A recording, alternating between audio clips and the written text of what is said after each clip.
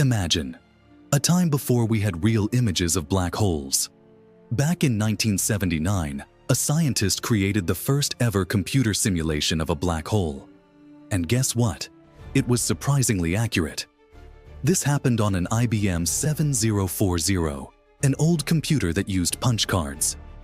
The person behind it, a French astrophysicist named Jean-Pierre Luminet. Instead of fancy graphics, he hand-plotted the image based on the data. Then in 2019, scientists used an Earth-sized telescope to capture the first actual image of a black hole. What's crazy? The real image looked just like Luminet's 1979 simulation. Why did they match? It all comes down to physics.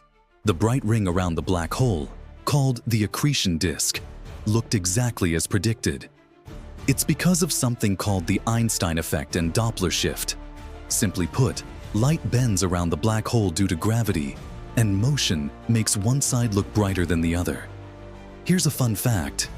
The IBM 7040 that ran this black hole simulation was less powerful than today's electric toothbrushes. That's how much technology has advanced. The journey from a hand-plotted image to a real photo of a black hole shows how science builds on itself.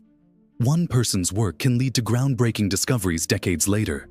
And when scientists collaborate across the world, we unlock the secrets of the universe together. So, what's next? As computing power grows, who knows what we'll discover about black holes in the future? Stay curious and keep exploring the cosmos. Thanks for watching. If you love space and exploration, hit that like button and subscribe for more amazing space stories. See you in the next video.